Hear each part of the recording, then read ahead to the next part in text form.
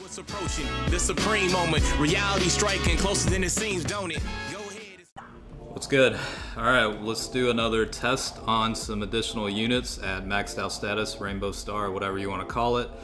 Obviously this is a private server, so stats may differ a little bit. Now, as far as I know, this guy's only available in JP, but the data is within the game. So we'll go ahead and test this Super Paikuhan strength version. Now this is part of the what was it? The Dragon Ball Heroes banner that came out in JP a while back. Now he does have the ability to greatly lower attack, and actually used them in the past. And funny thing is, I've got all dupe pass unlocked for that guy. And this is the other version, so Blazing Clash Paikuhan, the strength version.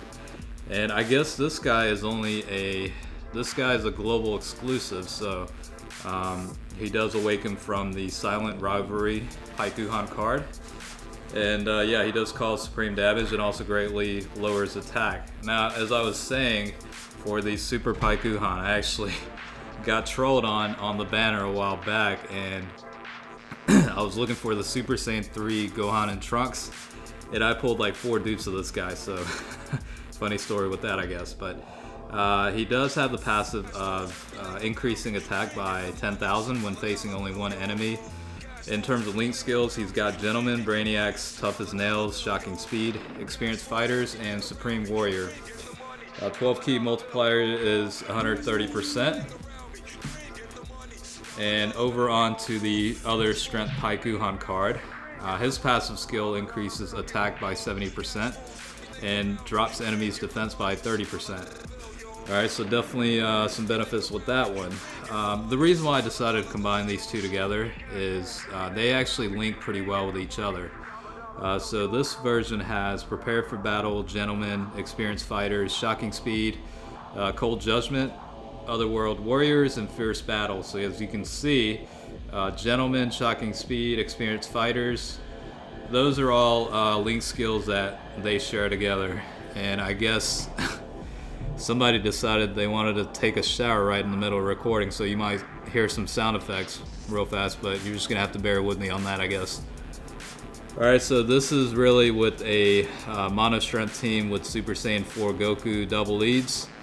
I did include the Master Roshi because of the passive boost for attack, and I believe he provides a key boost also. Looks like I included the Super Saiyan Kappa, and I'll have to look at who else I included on here. But I mean, they're doing relatively well with the attack, and you know, take it or leave it, whether you think it's worth investing the orbs or not.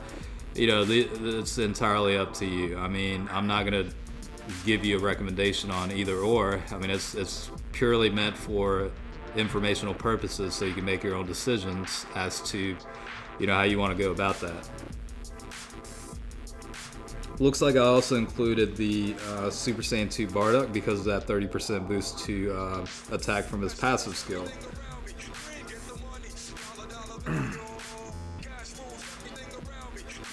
So back what I was saying, yeah, when I ended up getting trolled on and pulled 4 dupes of this guy, I went ahead and unlocked all the dupe pass, and I was like on the fence, like, should I actually max this guy out since I've got the ability to? Obviously the SA can't be farmed like the strength, Paikuhan version, but I was really debating on whether to use up the orbs or not. So, in a way, this is good for me to be able to see whether it's worth the investment or not. I mean, I ended up not doing it just because he wouldn't really fill in a slot for any of my team setups right now anyway, so that's kind of where I went with that, and the ability to kind of test out this unit 100% maxed out just to see what his capabilities are, it definitely helps out to make a decision. And this does remind me that I should probably do a video where I bring in a bunch of guys that will reduce attack and just kind of test it on an event. Granted, a lot of events nowadays can be immune to defense drops or attack drops, or they have damage reduction skill and all that, but I don't know, it might be kind of interesting to see how it holds up with that kind of strategy nowadays.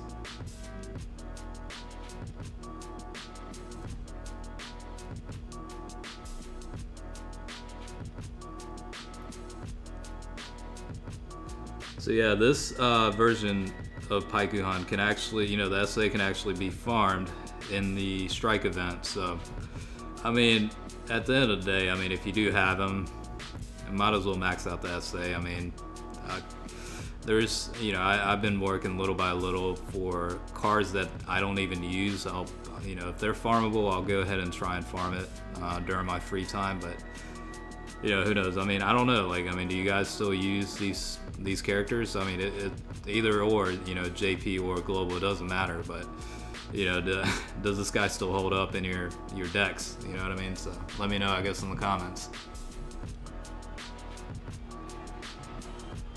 I mean, obviously the this version, the Strength Paikuhan version, definitely does better in terms of damage capability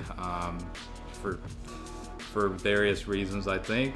I mean, honestly, looking at, you know, their passive, one's got the 70% boost to attack, while the other has 10,000 flat, you know, boost to attack. So it's not like, I mean, it is obviously conditioned to where you can only, you know, it only applies when it's against one enemy. But with that in mind, I mean, 10,000 is still roughly close to 80 to 90%. So, you know, there's not really a difference there. But, and stats wise, they're not that different. So,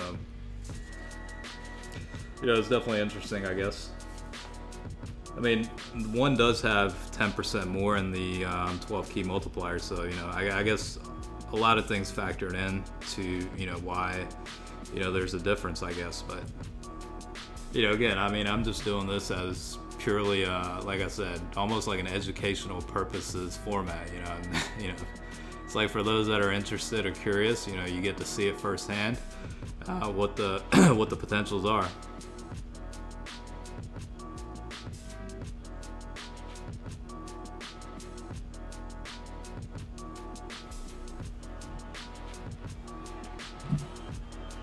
And I purposely chose the Ultimate Gohan stage here just because Gohan definitely does take a lot less in damage as part of that, you know, reduction skill that he has for the event. So, and he's putting it about what, 30,000. So let's see how much of an impact the reduction will you know, help out for. Obviously, it's an SA here, so you can't really tell the difference, but.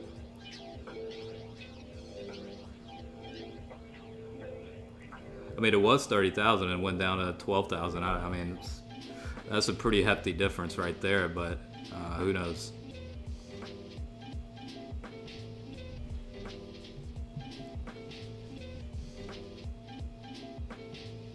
Well, he decided to dodge that one, so I guess we can't really tell.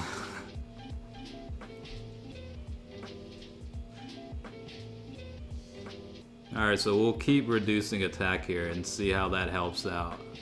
And then, you know, one of the Paikuhans has the ability to reduce defense for the enemy by 30%, so you'll also be able to see how much that difference makes.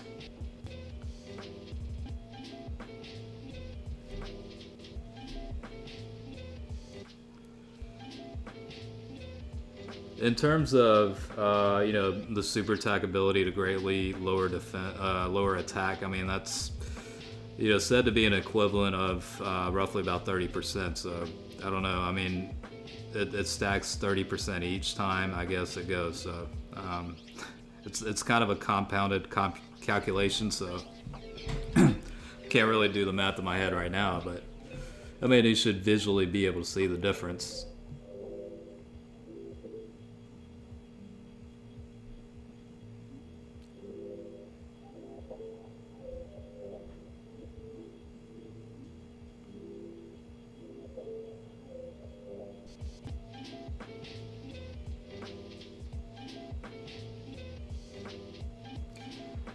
Well, they're definitely taking a lot less in damage now, but a lot of that could be the modifications in the potential system too. But I mean, even with that in mind, I mean, that's a lot lower than what it was before. So I guess I guess it's worthwhile testing out a team and bring a bunch of attack reducing characters or cards and test it out that way too.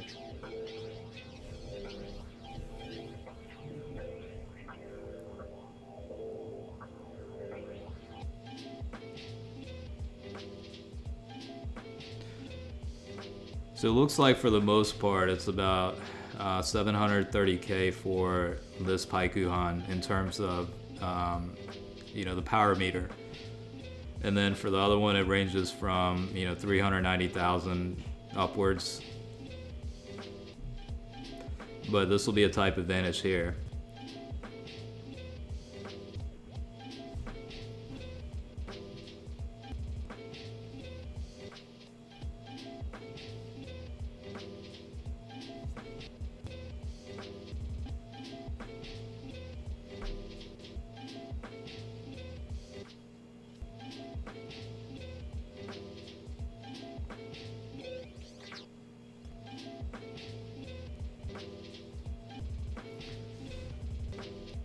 Okay, so we're gonna let Paikuhan go into Dokkan mode and see what kind of damage potential he's got here.